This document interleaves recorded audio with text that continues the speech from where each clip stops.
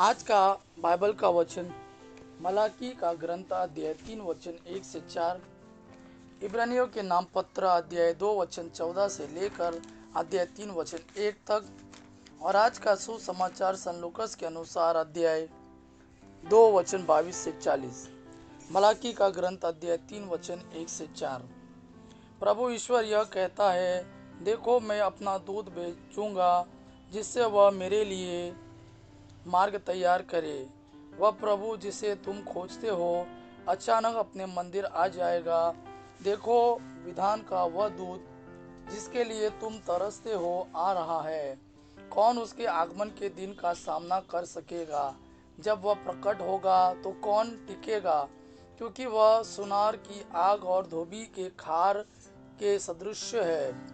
वह चांदी गलाने वाले और शोधन करने वाले की तरह बैठकर लेवी के पुत्रों को शुद्ध करेगा और सोने चांदी की तरह उनका परिष्कार करेगा।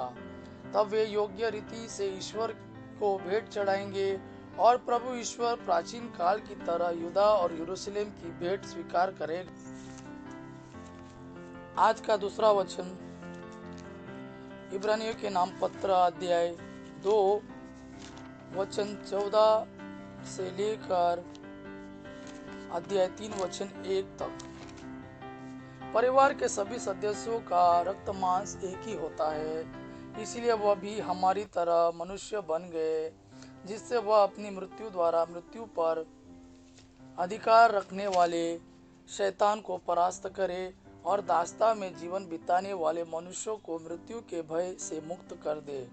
वह स्वर्गदूतों को नहीं बल्कि इब्राहिम के वंशजों की सुध लेते हैं।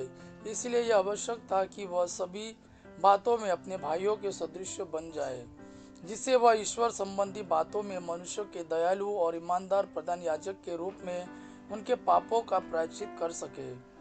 उनकी परीक्षा ली गई और उन्होंने स्वयं दुख भोगा है, इसलिए वह परीक्षा में दुख भोगने वालों की सहायता कर सकते हैं। भाइयों, आप पवित्र है, एक स्वर्गीय बुलावे के सहभागी है, इसलिए आप हमारे विश्वास के प्रवर्तक और प्रधान याजक ईसा पर विचार करें। आज का सुसमाचार सन लूकास के अनुसार अध्याय 2 वचन 22 से लेकर 40 तक। जब मूसा की संहिता के अनुसार शुद्धिकरण का दिन आया तो वे बालक को प्रभु को अर्पित करने के लिए यरूशलेम ले गए, जैसा कि प्रभु की संहिता में लिखा है, हर पहलौठा बेटा प्रभु को अर्पित किया जाए। और इसीलिए भी कि वे प्रभु की संहिता के अनुसार पंडुकों का एक जोड़ा या कपोत के 2 बच्चे बलिदान में चढ़ाए। उस समय यरूशलेम में सिमियोन नामक एक धर्मी तथा भक्त पुरुष रहता था। वह इज़राइल की सांत्वना की प्रतीक्षा में था और पवित्र आत्मा उस पर छाया रहता था। उसे पवित्र आत्मा से यह सूचना मिली थी कि वह प्रभु के मसीह को देखे बिना नहीं मरेगा। वह पवित्र आत्मा की प्रेरणा से मंदिर आया। माता पिता शिशु ईसा के लिए संहिता की रीतियां पूरी करने जब उसे भीतर लाए तो सिमियोन ने ईसा को अपनी गोद में ले लिया और ईश्वर की स्तुति करते हुए कहा, प्रभु अब तू अपने वचन के अनुसार अपने दास को शांति के साथ विदा कर, क्योंकि मेरी आंखों ने उसे उस मुक्ति को देखा है जिसे तूने सब राष्ट्रों के लिए प्रस्तुत किया है। यह गैर यहूदियों के प्रबोधन के लिए ज्योति है और तेरी प्रजा इज़राइल का गौरव। बालक के विषय में ये बातें सुनकर उसके माता पिता अचंभे में पड़ गए। सिमियोन ने उन्हें आशीर्वाद दिया और उसकी माता मरियम से यह कहा, देखिए इस बालक के कारण इज़राइल में बहुतों का पतन और उत्थान होगा। यह एक चिन्ह है जिसका विरोध किया जाएगा। इस प्रकार बहुत से हृदयों के विचार प्रकट होंगे और एक तलवार आपके हृदय की को आर पार भेदेगी।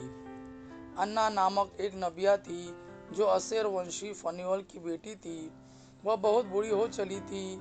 वह विवाह के बाद केवल 7 बरस अपने पति के साथ रहकर विधवा हो गई थी और अब 84 बरस की थी। वह मंदिर से बाहर नहीं जाती थी और उपवास तथा प्रार्थना करते हुए दिन रात ईश्वर की उपासना में लगी रहती थी।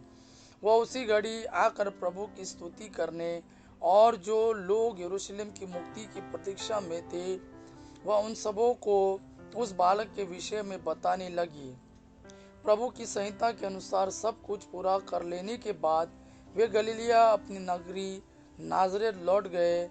बालक बढ़ता गया, उसमें बल तथा बुद्धि का विकास होता गया और उस पर ईश्वर का अनुग्रह बना रहा। यह प्रभु का वाणी है। प्रभु को धन्यवाद। आबा पिता की महिमा और पुत्र यीशु का प्रेम आप पर सदा सर्वदा बना रहे। आमीन।